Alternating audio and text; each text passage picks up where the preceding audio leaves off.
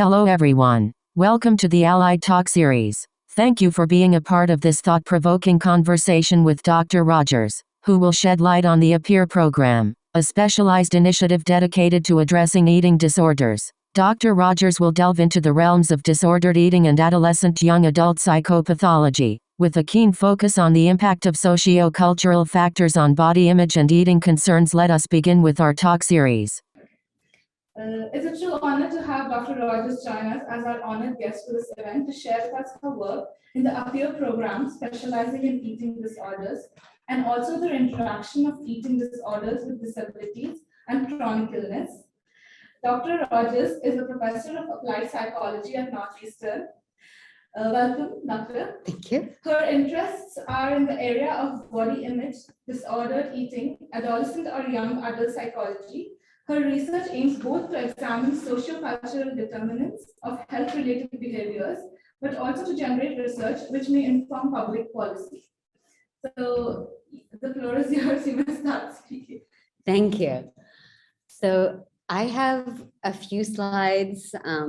I was asked to talk a little bit about what eating disorders are and what we do about them, but I would really like us to have some discussion as well, some questions. I am here with Catherine Lavaway, who is a student in our doctoral program, and Ellen Lamb, who is one of the undergraduate students involved in research. And so I would also invite them to contribute at any point, and of course you to ask them any questions as well. So do feel free to interrupt me at any point.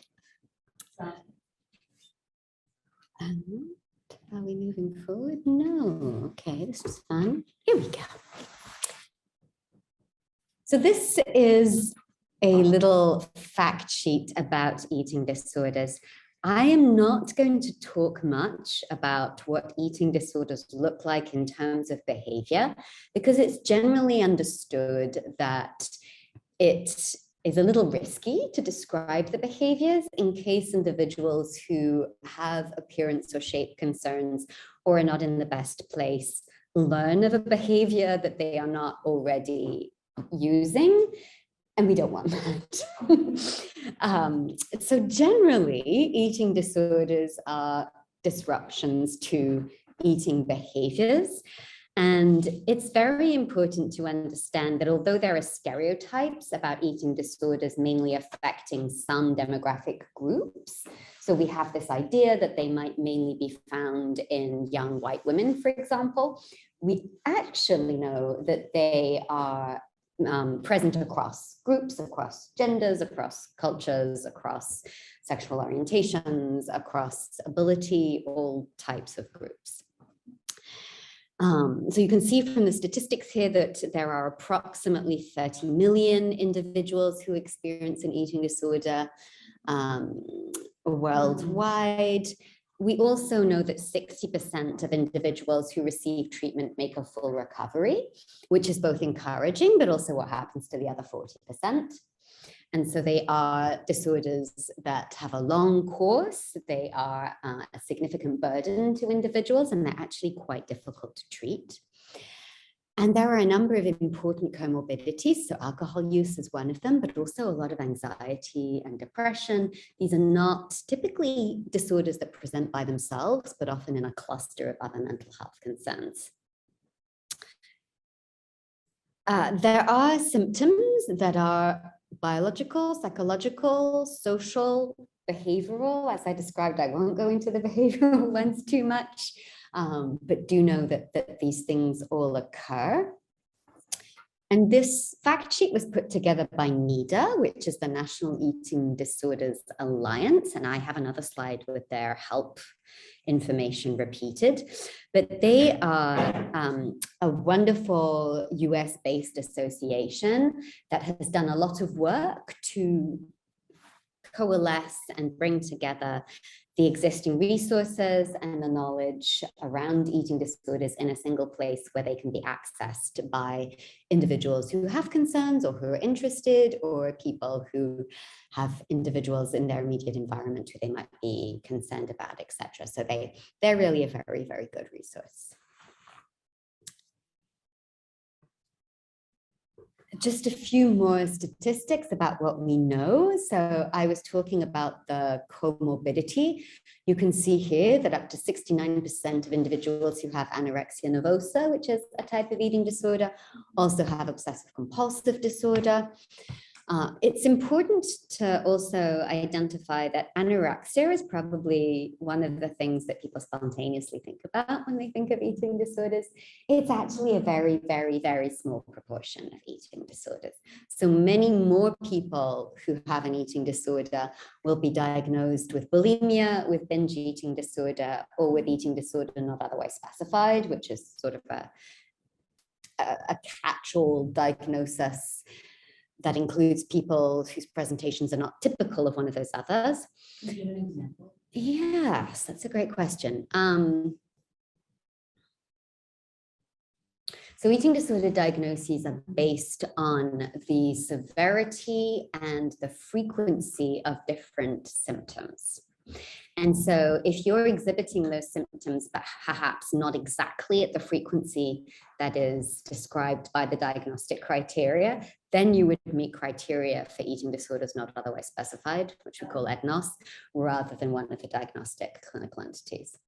And so the major eating disorders that I feel like we all think about, you said like anorexia, bulimia, and binge eating. Yeah. Is there other categories?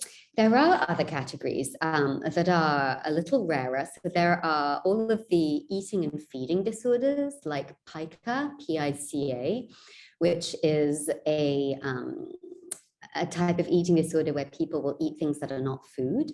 So sand, for example. Chalk, exactly. Yeah. Mud, earth. Yes, anything that is not typically recognized as food within that culture. Is it because they have a deficiency of something, or is it because they crave food? That's Is it in the mind? Great question. It is a mental disorder. There was a lady, sorry. No, you're good. It made me think of something. There was a lady that, my parents are Lebanese. There's a lady that was on the Lebanese news because she like was 115 years old.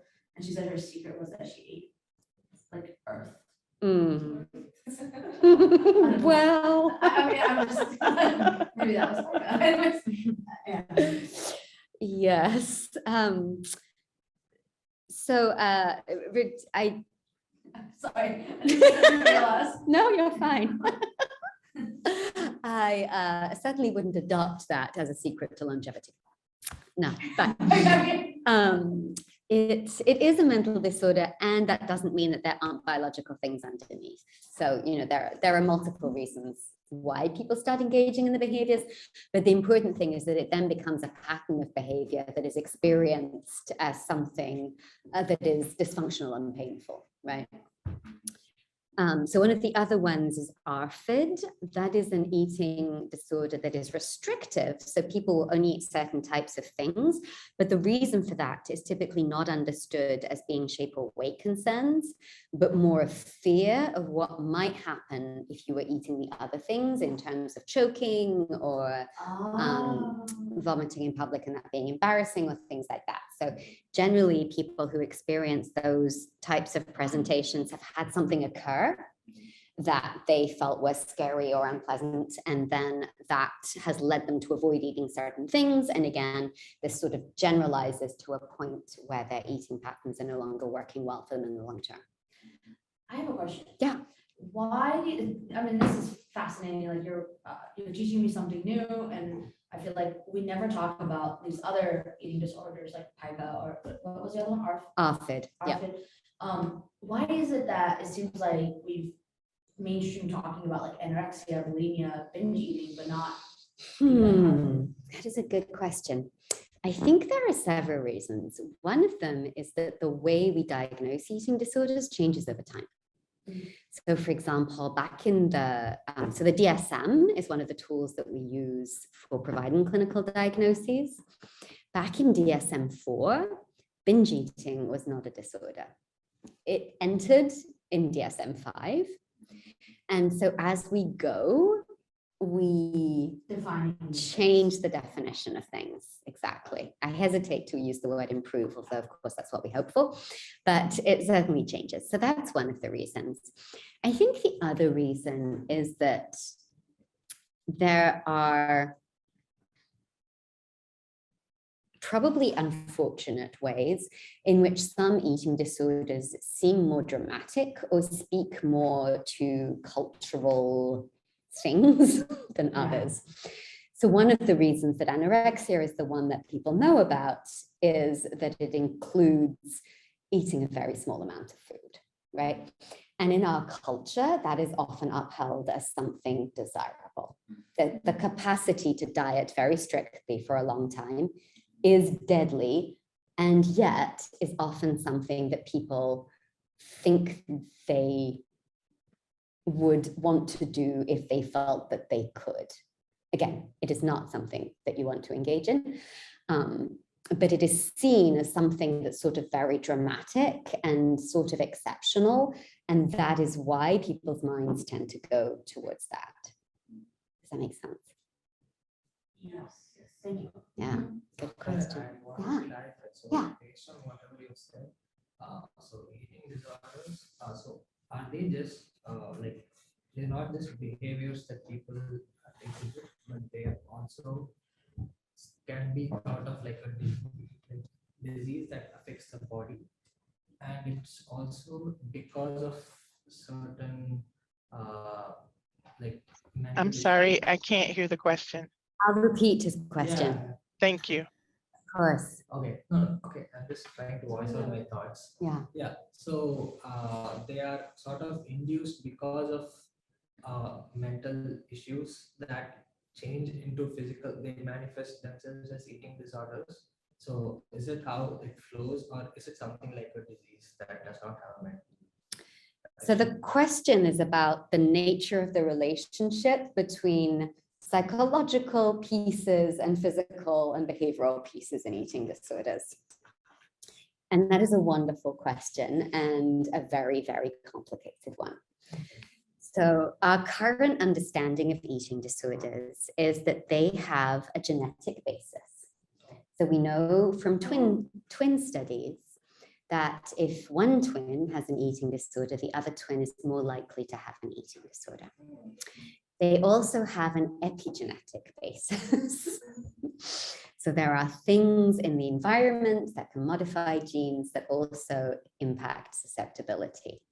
There are biological risk factors that include, for example, going through puberty or having certain physical characteristics, hormonal characteristics. There are psychological risk factors. So individuals who tend to be more perfectionistic, for example, are also more at risk. There are social risk factors. So people who live in environments where they understand appearance to be very important and where there is an emphasis placed on cultural appearance ideals that are very thin, very muscular. And that might be it for our risk factors. It's enough. So all of these things come together. It's sort of like if your glass gets full enough of those risk factors, then you may develop an eating disorder. So it's not a linear thing. It's an interaction whereby if you have those genetic risk factors and the biological risk factors, and then you become engaged in interpersonal environments like a weight-based sport or something like that, that encourages you to be trying to manipulate your weight and shape through eating behaviors, and you're somebody who is very perfectionistic and therefore believes that this is something they can control, then all those things might come together to produce an eating disorder. Irritable bowel syndrome sort of something like that? Is irritable bowel syndrome similar? Very good question. This moves us on to our next piece. We're never gonna get through your This, no. This is wonderful. So this is just another little reminder about those help resources in case anybody finds them useful. So NIDA has an online chat. They have a helpline that is 24/7. They have a text line. You can contact them through all the ways. And if anybody feels that that would be helpful for them, I would definitely encourage them to do that. We'll return to that because I want to address your lovely question about how does all this intersect with chronic illness and disability? And I would say in all the ways. So this is an image that tries to encapsulate what we were just talking about of all the levels at which risk factors exist for eating disorders. And we know that chronic illness and disability also have pieces that map onto all of those levels, right? Chronic illness has biological effects, it has psychological components, it's also influenced by our representations around attractiveness and what bodies are socially valued. And it's also influenced by culture more broadly. And so all of these things come together in a number of really interesting ways.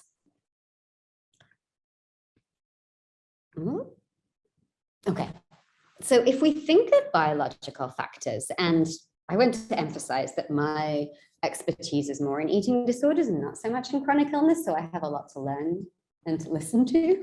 Feel free to intervene at any point. But from what I know, there are a number of chronic illnesses, in particular ones that affect gastrointestinal functioning, that are related to physical manifestations of eating certain foods. So for example, I do have irritable bowel syndrome up here, but there's also diabetes. There's, if I can move this around so that you guys can see, there we are, endometriitis and PCOS. And this one is illustrating things around gluten allergies. Thank you.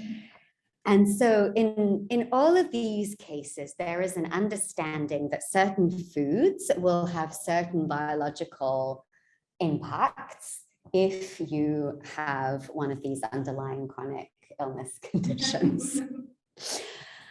And Sorry. yes. So let me ask, so let's say you have irritable bowel syndrome. Yes. And you start to lean towards, oh my God, if I don't eat, I feel better. If I don't eat, I feel better. Does that then manifest into the mental component possibly of an eating disorder? I could not have planted these questions better if I had tried. Yes, the answer.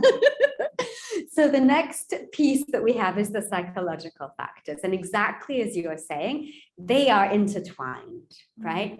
So this is an image, for example, of what that could look like in celiac disease. If I am diagnosed with celiac disease, I'm recommended to go on a gluten-free diet. This starts inducing food rules. Food rules is one of the things we see in eating disorders, not necessarily because of the fear of what the gluten will do, but this idea that there are good foods and there are bad foods, and that these foods have different effects on weight and shape or physiological reactions, etc. And so dieting moves one towards a place where you start feeling that this is giving you control, following these food rules. And if you're a person who also has concerns around shape and weight, those things can mesh together. And you start thinking to yourself, oh, these food rules could be used for multiple purposes, for controlling the gluten-free diet, but also perhaps for controlling shape and weight. And so we know that those things can intersect in ways that can be really problematic. We also know from studies in which people voluntarily ate very little for a long amount of time, that going on a diet, even if it's not for any of these reasons, if you go on for a period of time eating very little, it's hard to shift out of that. So that these studies that are referred to as starvation studies, for example, they show that there is some interaction between psychological and biological factors that gets you to a place where you start thinking to yourself, this is a good thing for me to be doing. I should continue. And so people, well, where's the line? That's exactly. Yeah, it doesn't at the same time. We don't really understand what that mechanism is. Because sometimes, like, I feel like, sorry. No, don't be sorry. I feel like our society does tend to overeat on average. And so, like, what is the right path, right? And different bodies need different things. Yes, yes. And I think that's the key. I would perhaps reframe what you've said about overeating in that our society is cued away from listening to their body in terms of its needs. And all of the things that we experience set up a number of barriers for us to be able to really listen to our bodies in terms of, are we hungry? Are we not hungry? Are we just bored? Or does that bubble tea just look really appetizing? Which it does.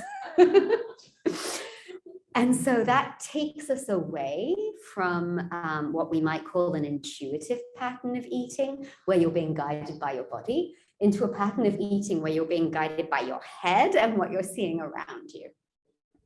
What about the component of, like, there's studies that show, depending on your gut bacteria, so like, let's say you build yourself into the habit of eating a lot of sugar, like myself, just kidding, but what happens then, like, when you start, like, your natural body's instincts has been kind of erased by your patterns that you've imposed upon yourself. So I think that what you're highlighting is that it's a really complex system, right? So the way that you eat and the way that you think about what you're eating are likely to both influence the way that your body reacts to those things. And if you eat something and you're very anxious about it, that may feel very different in your body than if you eat something and you're really comfortable with it. And that might produce a different reaction, and then that's going to lead the next time you encounter that food for you to have a certain type of experience. There was a time in my life I felt like I couldn't go a day without eating like a lot of sugar. Like, I was kind of addicted to it. Clearly, I got into some pattern there. It wasn't healthy. Absolutely. Well, and the other thing to know is that, and I'm moving forward a little bit here, we can come back, but we live in a culture that has certain ideas around what bodies should look like and makes a lot of money off them. And so the food environment has spent a lot of money determining exactly how much sugar and things make people find it difficult to only eat a small amount, and making a lot of money off that. Right? And so it's something that I think it's helpful to be thoughtful about when one is in a situation, and I include myself in that, when one is in a situation where you feel like there's something wrong with you because you feel like you need to eat this thing, or you're having a hard time not eating the last cookie in the box. And it's important to remember that there has been an awful lot of time and money spent on making it exactly that. This is not you. This is what was designed to happen by the company who made the cookies.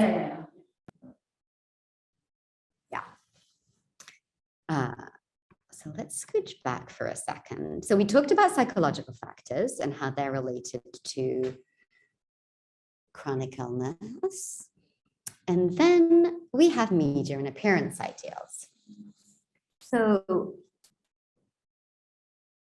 you will probably have noticed that in the media, there are certain types of bodies that are shown. There are certain types of bodies that are signaled as being desirable, and there are other types of bodies that you don't see, or that when you do see them, they are probably not set up as being desirable in the same way through the cues, right? And this is a problem because the types of bodies that are signaled as being valuable are aligned with hierarchies of power and privilege. And they are also very unrealistic. And the people who you do not see are the people who actually look like you, your friends, your neighbors, and are also typically the people who are already oppressed through various systemic ways. And this includes bodies that may be differently abled, that may look a little different due to chronic illness from the bodies that are typically upheld. And again, this is important because it's very, very difficult even if you know all of that, even if you believe in it strongly, to not be influenced by those factors. And people who may feel that their body doesn't conform in some ways to appearance ideals may experience more pressure to try and control the bits of it that they can. Right? If you have identified that there are a number of things about your appearance that move you away from appearance ideals, and if you feel that those are things that you can't change, you might be more invested in trying to control the things that you believe you can change. And one of the things that society tells us is controllable, and I would like to emphasize tells us because I disagree, is weight and shape. And therefore, people may be more at risk for trying to diet or engage in other types of exercise behaviors, etc., to control their shape and weight, if they think that this is like the one thing I can do to get right, when there are other things that they feel are moving them away from appearance ideals. The reason that I disagree is that we know that weight and shape is strongly determined by biology and genetics and environment, and that it is controllable to a small extent, but probably not in the long term, and probably not in a way that is flexible and functional. And so trying to can lead you again to a place where you start being rigid about behaviors and having to put more and more effort into controlling it.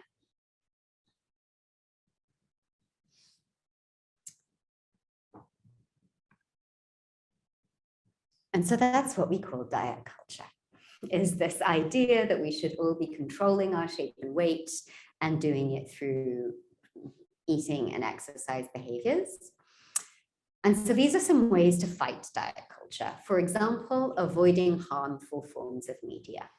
There are things that we see on television, on social media, that make us feel really happy and comfortable in our bodies. And there are things that just make us feel unhappy. Yes. And the miracle is we don't have to look at them. You can choose who you follow. You can choose what you're looking at.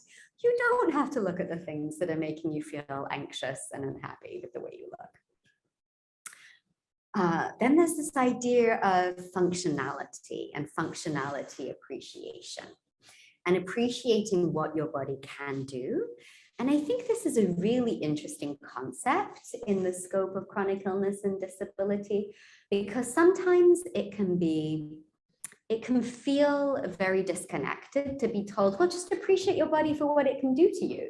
If your body is perhaps not doing all the things that someone else's body might be. And so that can feel sort of oppressive. And I think that it can be helpful to think about functionality from a really broad perspective. So my body may not do all the things that someone else's body can do, but it may do some things that are important to me.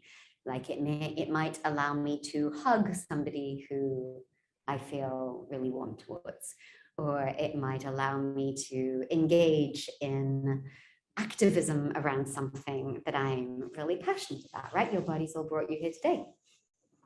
That's a thing we can be thankful for. It involves educating yourself on types of different health. I imagine this is not a space where I need to say much more about that. It sounds like there's been a lot of good conversations going on. And then it gets back to that idea of food rules. So labeling some foods as good or bad, whether it's because of what we think they will do in terms of calories or weight and shape, or whether it's because the consequences that we fear of how our body might react to them, is generally not a helpful stance. There are, of course, and we've talked about them, some cases in which it's probably important to be trying to minimize contact with some types of food, like gluten, if you do have celiac disease. But as much as possible, trying to be flexible and inclusive and adopting a mindset whereby things are okay, even if it's now and then, rather than trying to be really strict about these things, is probably going to be a more helpful place to be. And so then we get to culture more broadly, which we were starting to talk about before. So our culture is ableist. Most spaces, most activities are designed in a way that is not welcoming, that is not accessible. It's very restrictive as soon as you are not ideally able to, as is imagined to be the case of the majority of people. And this is something that many people don't notice. I was a nanny in my very early 20s for a little bit, and it was the first time I had to negotiate a public space with very small children and push thing. And it immediately became evident to me that public spaces are not built for this, and that I couldn't move around in the way that I was used to, and it was minimally impinging on my life because I realized that this was something that was time constrained and that many other people had to too. But as soon as you experience a difference, maybe you've twisted your ankle and you have crutches, or maybe you're accompanying somebody who's not able in the way that you are, and you suddenly realize that the route that you usually take doesn't work for them.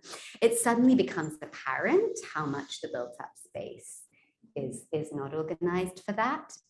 And the same thing, of course, goes for all sorts of other things. I have this nice picture of what the Foucault here. Michel Foucault is a French philosopher who developed a theory that's referred to as biopower or biopolitics. And it describes how institutions and structures are developed with the goal of maintaining social control and of economic and political benefits to the people who are already in a position of power and privilege. And his theory puts the body in a really important place because the body is what creates capital. We make capital through labor, whether it's physical labor or other type of labor, and that generally involves the body. And therefore, to continue generating capital for those who are making profits, our bodies need to be functional. And the second piece is that we are also instructed on how to keep our bodies functional and generating profits for other people, principally. And that involves a number of practices and products that we also spend our money on. For example, the Fitbit. I don't have one. And if you have one, that's fine. The Fitbit is designed to encourage us to keep our bodies moving throughout the day, to generate this perfect number of steps that has been pulled out of a hat. The reason that we should be taking that number of steps is that it is described to us that these 10,000 steps are going to keep us, quote unquote, healthy. One of the benefits of us being healthy is that we can work for other people. Right? However, So true. we are also invited to spend a large amount of money on buying this Fitbit, which simultaneously generates profit for the Fitbit company. So it's a win-win. We're doing our steps that keeps us healthy so that we're making money for other people, and what's more, we're buying the Fitbit, which is also generating profit. And clearly, disability and chronic illness are important intersections with this theory, right? And one of the reasons, according to Foucault, that there continues to be a marginalization of bodies that experience chronic illness or disability is that it serves those political and economic goals. Yeah. What are your thoughts? What are your thoughts about eating disorders themselves directly with disabilities? do you see eating disorder as a disability? As a disability, oh, that is such an interesting question. Well, that's why we invited you. Yeah,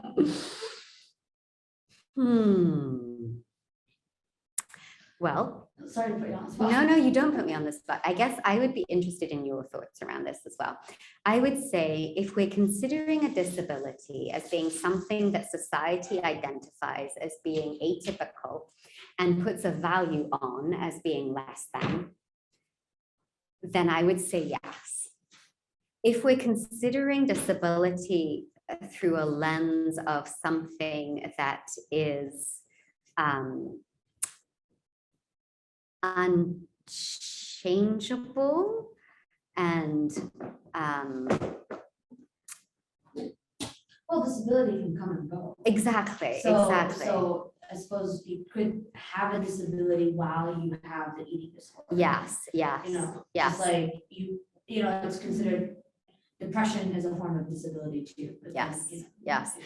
So I guess I would say the difference or the place of tension that I see is that from my perspective, an eating disorder is also a form of long-term disadaptive coping.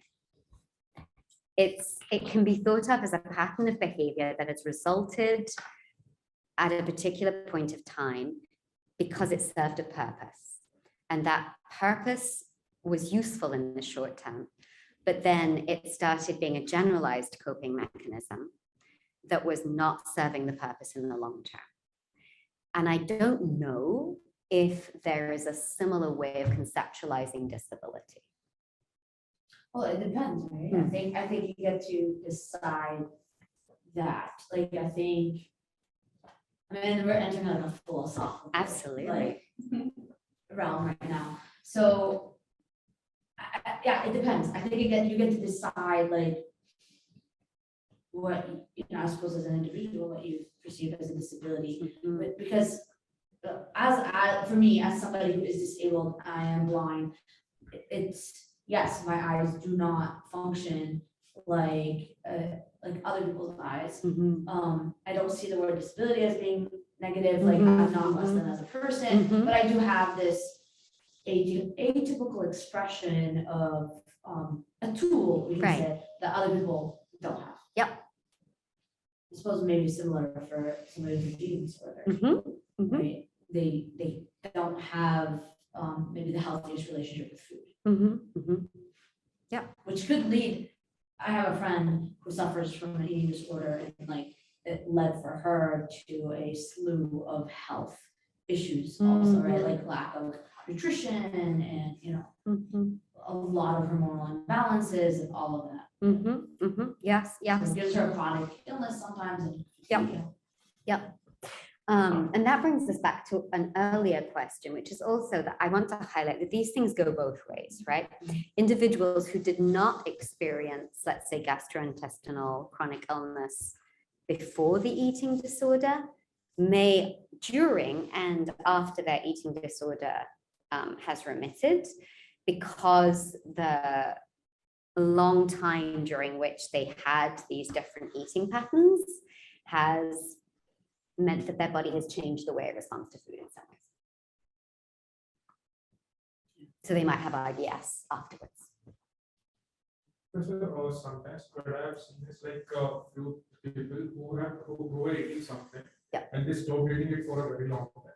And then after that period of time when they're again eating it, like it causes some kind of food poisoning in their body. It should be counted as some sort of disorder to that particular food item, or like because the body is now reacting in a very different way which it used to react.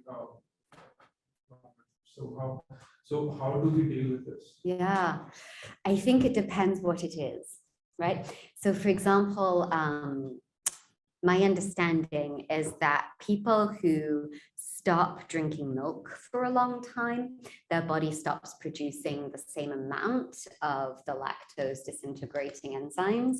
And therefore, if they suddenly start having lattes constantly, their body's going to react to that. But if they continue drinking lattes through the discomfort for a while, their body is like, oh, this is a thing, we're doing it again, okay. And they will start producing the enzyme again. So there's sort of a period of readjustment and then things stabilize. There are maybe other foods for which that's not the case. I don't know. One of my friend, he was like diagnosed with the wheat allergic because for a very long time, and he moved to US. Yep. He was not consuming wheat, Yep. which he used to consume in India. Yes. But after a long period of time, when he came back to India and consumed it again, so he was found allergic to it. So Yes. it was like kind of, So this is one of the interesting interactions with the environment. So we were talking about the food environment and food processing earlier. The laws and the practices around the processing of food differ across the globe. In the European Union, for example, there are 10 times the amount of regulations around food processing and food safety than there are in the US. And so similarly, anecdotally, I know of people who in the US cannot eat wheat or gluten, and who, when in Europe, are perfectly fine eating bread and croissants and pasta and pizza and all the things, because the way that wheat is processed is very different, and therefore their body doesn't respond to it in the same way. That's so interesting. It is, and most of these. Our food in here is really not good. Are we processing the state? And most of these processing practices are designed to create greater profit margins. Yeah. It's all their fault. I was just being facetious, but no, but there is like legitimate like health concerns that happens from the wheat processing. Yes. Wow. I have a friend who like literally she's growing up, okay, she'd be like, I'm allergic to strawberries. I'm allergic, but I can have chocolate covered strawberries. And I'd be like, but she wasn't lying. Like, so what happens, figure this out, is that the pesticides, if you buy a strawberry, right, the pesticide is still on it. Even if you wash it, sometimes it doesn't get rid of it. Right. But then when you dip it in a hot molten chocolate, it actually ends up like doing something chemically, then she can eat the strawberry. Chocolate purifies. I mean, that's a strong argument for dipping all foods in chocolate. I would say. But like it was a fact, so she's allergic to fruit, and so she like she couldn't eat a lot of these berries because of the pesticides. But like it took years for us to figure out. She's like, I'm fine with chocolate. Like, come on, son-in-law. Like it was true. That's very interesting. Wow. Yeah. She'd get a rash like around her mouth. Yeah. Mm. I think that those were the ends of my slides. But I was hoping that perhaps Ellen could tell you a little bit about some of the research that she's doing. I would love to. So right now we're working on a little research project dealing with the chronic Turn around. illness community. There we go. Dealing with what? The chronic illness community. So we're targeting right now younger cis women that use social media, specifically 18 to 40 years old, ideally. And we're basically trying to learn more about body image as it relates to social media use and the chronic illness community, because it's been underrepresented in a lot of body image campaigns that you might see on social media. So we're trying to see if there's some sort of information we can get out of there.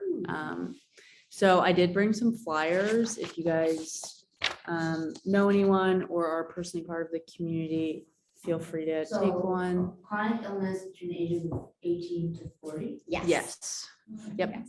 It's an online study, right? It takes about Yes. 20 minutes. You can do it all online. Correct. And all of your information is protected, totally anonymous. So Not necessarily eating disorder. Right. no, so it's any chronic illness. And if you're not sure if you have a chronic illness, just you can take the survey. There's a little write-in option for the list of chronic illnesses. So Yeah, Interesting. yeah. You should post it, so Yeah, I'll post we it can on help you our- out. Oh, that'd be Fantastic. that would be amazing. That would be so Thanks, Sarah. fantastic. I can forward you guys the links too if it's easier to. Yes, please. Yeah, fabulous. Wonderful. So yeah, That would there's be great. that. That'd be great. Thank you guys. And what's your research about? Sorry. No, please take the Should I- floor. Should I turn around? Sure. so we can see it? Hello. Yeah. So my research is actually not arena. So I do research looking at the experience of LGBTQ plus folks with body image eating concerns. So specifically, right now we're conducting some research that's asking queer and trans folks to describe their appearance investment, which is this idea in the body image community. It's kind of what it sounds like. We can invest in our appearance in a number of different ways, whether it's how much we think about it, how much we spend on it, how much time we spend getting ready in the morning, etc. Clothes. How we construct our appearances and what that means to us. And this is often thought of as not such a good thing. I'm interested in asking about people's experiences with this kind of on both sides. So is it a dialectic? Can it be good and bad at the same time? Do people have experiences where looking a certain way can have really positive benefits? Does it increase your safety when you're walking alone at night? Does it help you feel more like yourself?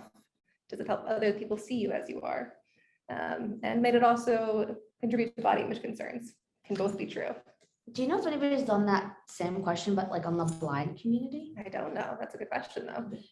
It'd be interesting, because I feel like there's an interesting story there, just because, so you're talking about a lot of these images that they're posting everywhere. I'm like, what images, you know? But like, yeah, I wonder what happens. And yeah, so I think that's an interesting story. I know blind people who have like really into makeup, even though they can't see themselves. And I know blind people that literally wear the same shirt and pants. They just buy like 5 of them. Call Yeah, it a there's day. like different, Like, Yeah. there's something called identity concealment as a construct in this. So if we try to show or not show who we are, and I imagine that might go to folks who are blind too, whether you want people who look at you to know when they first see you, and if you're trying to not show that. yes. Wow, okay. Interesting topic. Thank you. Sorry. This is fascinating to me. I don't know anything about this, so, yeah.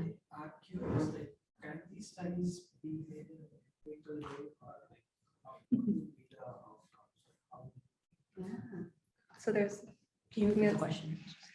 so can this be like empirical? Is this research empirical? Which is like a big philosophical question. And maybe Dr. Rodgers wants to take a stab at this after I try. No, go for it. Go for it. I think there are different types of research that we call different things. Just because research isn't empirical or hard science doesn't mean it's not real or important or that it doesn't have effects. You can correct all of this. I might just jump in to say that empirical is different from quantitative. Yes. Right? It sounded like maybe you were. Yeah, conflating. Like quantitative versus qualitative? Exactly. So Yes. empirical means that it's grounded in collecting data. There are different epistemologies of how we construct knowledge from data. So I would say that a study in which we might be interviewing people, which is indeed what Catherine is doing, is an empirical study. It's a qualitative study, but it is still grounded in data Yes, in theory. and theory. Yeah. She does better. And yeah. Yeah, so I just, I mean, I'm not into research, but when you spoke about your work, right, so I was wondering how will you communicate your outcomes to people? So that was my line of thought. Yeah, that's what I've been thinking about a lot today, actually. So the idea is with this kind of work is to work with the communities that you're hoping to serve. So for me, that looks like community building. I live in Providence, so that looks like finding different organizations that serve queer and trans folks and saying, okay, like what could I do once I know about the research? Can I go into the community and give back in some way? Maybe this will translate into policies, like your findings. I mean, I would love that, yeah. No, absolutely, absolutely. So we always have that hope in that very kind introduction that you read into policy, and we do have that hope. It's not always easy, but for example, one of the things that we've been interested in is the identification of images. Hello again. Hello. The identification of images as being digitally modified. So in France, there was a law passed in 2017 requiring advertisements where body shape and size had been changed to have this label on them that says this image has been modified.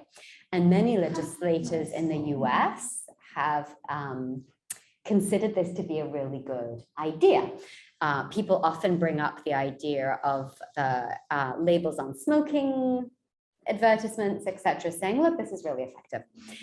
There is no evidence to say that the labeling of cigarette packages has in any way been helpful. What's been helpful is preventing people from smoking in public spaces.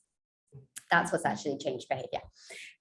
And we know from experimental work that labeling digitally modified images is absolutely not helpful. And in some cases, it's unhelpful. Now, I was gonna ask, did they just pass a law not allowing? exactly. That would be so much more effective. Unfortunately, legislators don't always listen, but sometimes they do. So for example, there was, you may know that Germany has a federal organization that's similar to the United States. So there are states within Germany or local governments that have a lot of independence in terms of their policies in the same way that state level policy occurs in the US. And there was a journalist from a small area of Germany who wrote to me and said, our local legislator really wants to move forward this legislation about labeling images. What can you tell me? I was delighted to say it does not work. Please do not support this legislation. And they went back and had a conversation with the legislator and explained that there were other things that could be done to try and change the environment instead of allowing people to continue modifying images and just saying to people, oh, don't look at this, because that's not going to work. So sometimes we are able to impact policy, even if it's only in a very small region of Germany. Counts. It counts. It counts. Every policy counts. Every policy counts. Exactly. I'm mindful of time. Are there any questions from people who are on the Zoom? Not as of now, but yeah. Okay, well, those questions are welcome. Oh, okay. So are we done with the slides? And everything? We are done with the slides, yes. If anyone else has any more questions,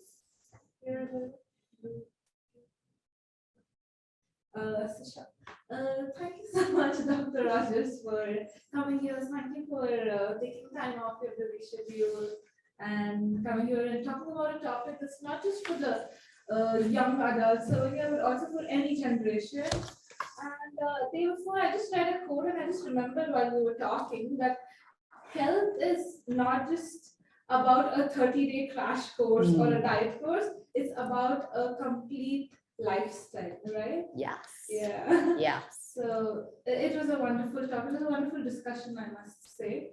Thank you so much. Thank you, Ellen. Thank you. No problem. Catherine. And sharing about your research. And yes, so Thank you, Valerie. I was going to say thank you, Valerie, for doing that wonderful translation for us. Thank you so much. Valerie is our ASL interpreter. We have her every week for our events. So yeah, so coming to the events, next week we also have an allied event. You're always welcome to come to our event. Thank you. And you can be a part of our community too. So next week on the 24th of February, we have a very special guest coming from the Partners of Youth for Disabilities.